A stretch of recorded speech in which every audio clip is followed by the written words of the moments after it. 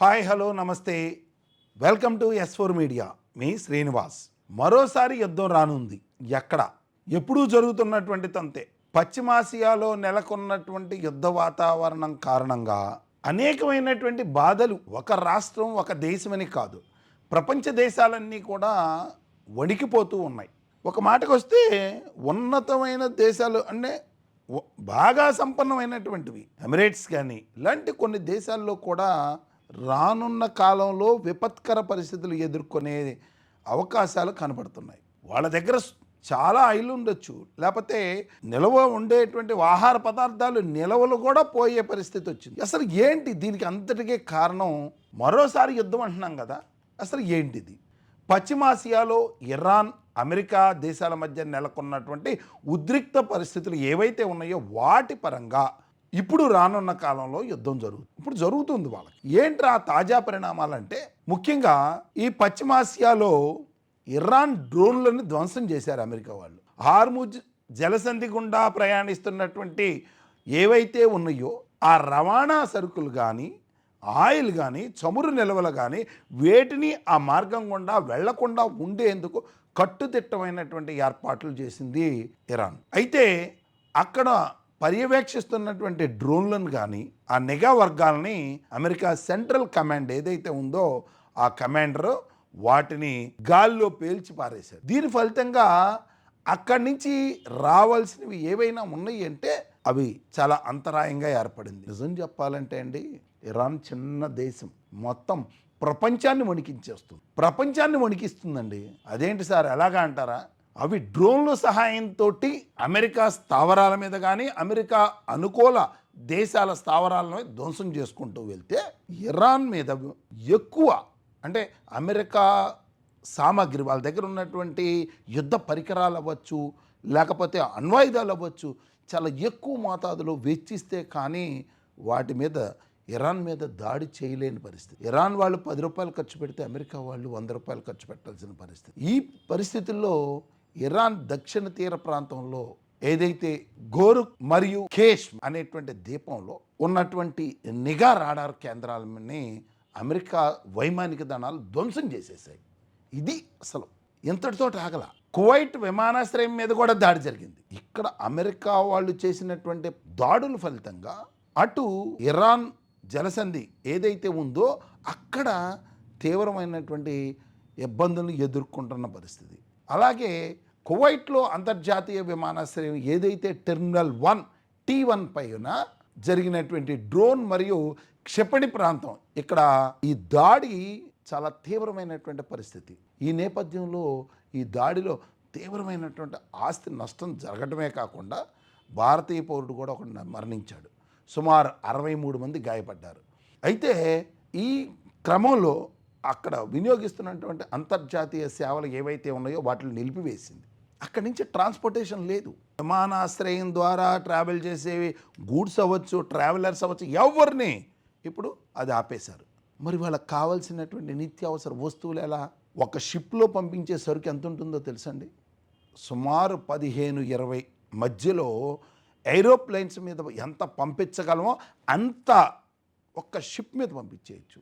మరి ఇక్కడ హార్ముజ్ జలసంధిని ఆపేశారు. ప్రధానమైనటువంటి జలసంధి ఏదైతే ఉందో దాని గుండానే ప్రయాణం చేయాలి. అది ఎటు కాకుండా గొడవలలో పడి అది అక్కడి నుంచే ట్రావెల్ చేయడానికి అవకాశం లేకుండా పోయింది. చమురు కావాలంటే అక్కడి నుంచే తెచ్చుకోవాలి. ఆఖరికి ఇంట్లో వాడే ఆయిల్స్, పెట్రోలు, గ్యాసు ఇవన్నీ అక్కడి నుంచే సరఫరా చేసుకోవాలి. మరి అక్కడి నుంచి రావాల్సినటువంటి చమురు ప్రాపర్ వేలో రాకపోగా విమానాల ద్వారా తరలిద్దాము అంటే ఈ విధమైన పరిస్థితి. ఇంకొకటి, ఒక షిప్ మీద వచ్చింది, ఆ షిప్ మీద వచ్చేటువంటి ఖర్చు తక్కువ. అదే 15-20 విమానాలు పెట్టి తెప్పించాలంటే బోలెడంత వ్యయం అవుతుంది. ఈ పెరిగిన వ్యయం ఎవరు భరించాలి? మనమే, సామాన్యులే. అంటే ఇక్కడ ఒక విషయం గమనించాలి. అమెరికా అధ్యక్షుడు డొనాల్డ్ ట్రంప్ ఇరాన్తో ఈ పరిస్థితిని ప్రస్తుతం చర్చల ద్వారా దాన్ని గనక సామరస్యంగా తీసుకువెళ్ళకపోతే, ఈ యుద్ధ వాతావరణాన్ని అదుపు చేయలేకపోతే రానున్న కాలంలో తీవ్రమైనటువంటి సంక్షోభం ఏర్పడుతుంది. ఇప్పుడు అమెరికా అధ్యక్షుడు డొనాల్డ్ ట్రంప్ ఇరాన్తో పరిస్థితి ప్రస్తుతం నియంత్రణలోకి ఉంది. చర్చల ద్వారా కానీ లేకపోతే వైమానిక స్థావరాల మీద ధ్వంసం చేయడం ద్వారా కానీ ఏదైతేనే ఈ సమస్యకి త్వరితగతిన కనుక పరిష్కారం చూపిస్తాము. అందుకు అమెరికా సిద్ధంగా ఉంది. వాళ్ళు సమస్య సానుకూలంగా స్పందించి శాంతి చర్చలకు రాకపోతే మేము వారి మీద ఇంకా తీవ్రమైనటువంటి దాడులు చేస్తామంటూ బెదిరిస్తున్నారు. ఓ పక్క శాంతి వచనాలు చెప్తూనే ఉన్నారు, దాడులు చేస్తూనే ఉన్నారు. గొంతెమ్మ కోరికలు అంటారు చూసారా, ఆ గొంతెమ్మ కోరికలను కూడా ఈ ట్రంప్ విధించడంతో అంతర్జాతీయ మార్కెట్లో కావలసినన్ని ముడి పదార్థాలు కానీ సరుకులు కానీ దొరకకుండా పోతున్నాయి. ఇది గత 48 గంటల్లో జరిగినటువంటి యుద్ధ పరిణామం.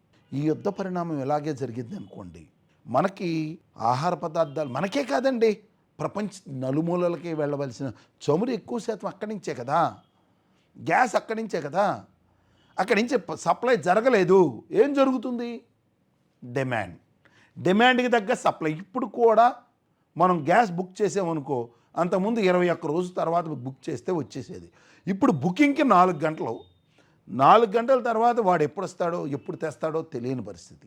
అంతకుముందు బ్లాక్ మార్కెట్లో ఒక 200 300 ఎక్కువ పెట్టుకునేటువంటి హోటల్స్ ఇప్పుడు మరో 1000 2000 కూడా అదనంగా పెట్టి గ్యాస్ సిలిండర్లు కొనే పరిస్థితి ఏర్పడింది. అంటే గ్యాస్ యొక్క డిమాండ్ అంత పెరిగిపోయింది. డొమెస్టిక్ పర్లేదు, కమర్షియల్ గ్యాస్ అలా లేదుగా, రోజు రోజు అలా అలా అలా పెరుగుతుంది. అంటే ఈ పరిణామాలను బట్టి అమెరికా చేస్తున్నటువంటి నియంత్రిత్వ ధోరణిని మార్చుకోకపోతే ప్రపంచ దేశాలు అన్నీ కూడా మూకమ్మడిగా లాక్డౌన్ దిశగా ప్రయాణించవలసిన పరిస్థితి అయితే వస్తుంది. ఇది ఖచ్చితం. మరో 3 వారాల్లో ఇదే పరిస్థితి కొనసాగితే భారత్లో మరోసారి లాక్డౌన్ తప్పదు. ఇప్పుడు జరుగుతున్న యుద్ధ పరిణామాలు ఇలాగే కొనసాగితే మన దగ్గర ఉన్న నిల్వలు కానీ ఏవైనా ఆహార పదార్థాలు కానీ ఆయిల్స్ కానీ ఏవైనా సరే మరో 3-4 వారాలకు సరిపోతాయి. తర్వాత ఖచ్చితంగా ఇది హెచ్చరిక అనుకోండి, విన్నపం అనుకోండి, లేదు విజ్ఞాపన అనుకోండి, మీరేమనుకున్నా పర్వాలేదు. డబ్బు అనేది చేతిలో పెట్టుకోండి, బ్యాంకులో పెట్టకండి. ఈ ఒక్క మాసమైనా సరే, ఈ యుద్ధం ముగిసే వరకైనా సరే డబ్బు మీ చేతిలో ఉండాలి. మనందరికీ తెలుసు, కోవిడ్లో డబ్బు కోసం వెళ్ళి లైన్లో నిలబడి ఎన్ని ఇబ్బందులు పడ్డామో, డబ్బులు రాక సర్క్యులేట్ అవ్వక ఎన్ని అవస్థలకు గురయ్యామో మనకు తెలుసు. యుద్ధం అనివార్యం అవుతుంటే ఇప్పుడు జరుగుతున్న యుద్ధం కొనసాగితే లాక్డౌన్ తప్పదు. మరో మంచి అంశంతో మీ ముందుకు వస్తా. మీ శ్రీనివాస్. నమస్తే.